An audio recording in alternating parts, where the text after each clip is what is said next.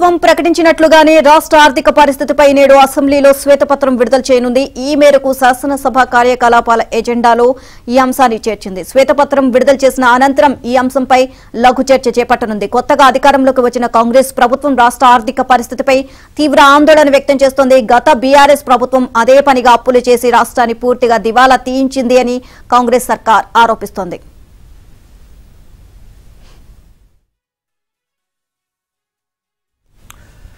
Budget అప్పులు, guarantee అప్పులు మొత్తం కలిపి 5.50 లక్షల కోట్లకు మించిపోయాయని ఉప ముఖ్యమంత్రి మల్లు భట్టి విక్రమార్క ఇటీవలే వెల్లడించారు. తెచ్చిన అప్పులను వేటికి వినియోగించారు, ఎంత మేర అసలు వడ్డీ సొమ్మును చెల్లించారు, రానున్న రోజుల్లో ఈ అప్పుల భారం ఎలా ఉండబోతోంది, రాష్ట్రంలో ఒక్కొక్కరిపై ఎంత తలసరి అప్పు ఉంది అనే వివరాలను సభా వేదికగా ప్రభుత్వం వివరించనుంది. అసెంబ్లీలో సభ్యులందరికీ విస్పష్టంగా కనిపించేలా ఏర్పాటు చేసిన స్క్రీన్ల ద్వారా ఈ అప్పులు, రాబడులు, వ్యయాల వివరాలను వెల్లడించనుంది.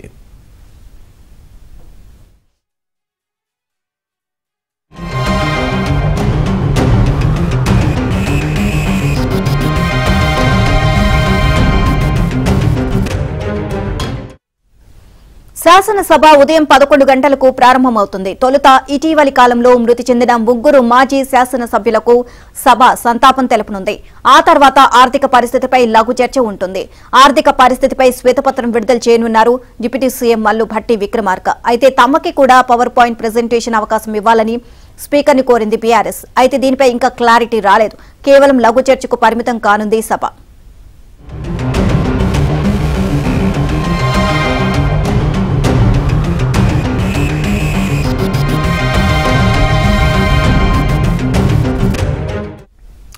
మరోవైపు ఆర్థిక పరిస్థితిపై పవర్ పాయింట్ ప్రజెంటేషన్ ఇవ్వనున్నారు సీఎం రేవంత్ రెడ్డి. రాష్ట్రంలోని సాగునీటి ప్రాజెక్టులు, విద్యుత్ ప్రాజెక్టులపైన ప్రభుత్వం శ్వేతపత్రాలను విడుదల చేయనుంది. ముఖ్యమంత్రి రేవంత్ రెడ్డి ఇక అసెంబ్లీలో వీటిని విడుదల చేయనున్నట్టుగా తెలుస్తోంది. ఇదే విషయానికి సంబంధించి మరింత సమాచారాన్ని మా కరెస్పాండెంట్ సిద్ధార్థ్ అసెంబ్లీ దగ్గర ఉన్నారు. వారిని అడిగి మరింత సమాచారం తెలుసుకుందాం. సిద్ధార్థ్, అప్డేట్స్ ఏంటి ఈ శ్వేతపత్రాలకు సంబంధించి?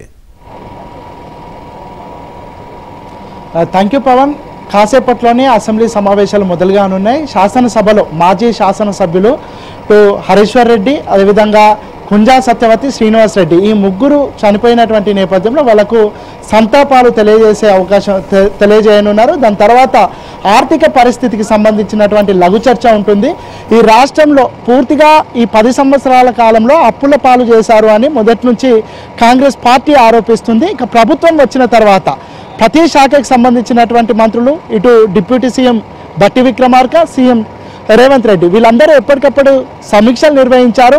ప్రతి డిపార్ట్మెంట్లో జరిగినటువంటి విషయాలను క్షుణ్ణంగా అధ్యయనం చేశారు, నిపుణులతో చర్చించారు. 10 సంవత్సరాల కాలంలో కేసీఆర్ చేసినటువంటి వ్యయం ఎంత, అప్పు ఎంత, ఆదాయం ఎంత, దీనికి సంబంధించి ఒక కంక్లూషన్కి వచ్చారు.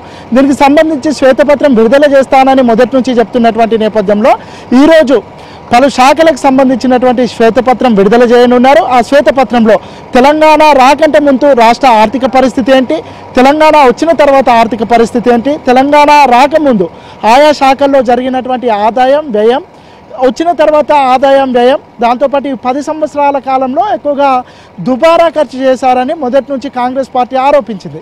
దీనికి సంబంధించినటువంటి విషయాలను కూడా ఈ శ్వేతపత్రంలో పొందుపరచనున్నారు. ఇక దాంతోపాటు ఈ రాష్ట్రంలో ఉన్నటువంటి ఆర్థిక స్థితిగతులు, ఆదాయము, వ్యయము, రాబడి, అప్పులు ఈ అంశాలకు అన్నిటికీ సంబంధించి పవర్ పాయింట్ ప్రజెంటేషన్ ద్వారా సభ్యులందరికీ, అదేవిధంగా తెలంగాణ ప్రజానికానికి రాష్ట్రంలో ఉన్నటువంటి వాస్తవ పరిస్థితులను తెలియజేసే ప్రయత్నం ప్రభుత్వం చేస్తూ ఉంది. దీంట్లో భాగంగా రేవంత్ రెడ్డి ఈ రాష్ట్ర ఆదాయం పైన, రాష్ట్ర స్థితిగతుల మీద, రాష్ట్ర ఆర్థిక పరిస్థితి మీద పవర్ పాయింట్ ప్రజెంటేషన్ ఇవ్వనున్నారు. ఇక దాంతోపాటు ఇటు బీఆర్ఎస్కి సంబంధించినటువంటి వ్యక్తులు నిన్న స్పీకర్ను కలిసి ఒక రిప్రజెంటేషన్ చేశారు. తమకు కూడా పవర్ పాయింట్ ప్రజెంటేషన్ చేసే అవకాశం ఇవ్వాలని ఒక రిప్రజెంటేషన్ చేశారు.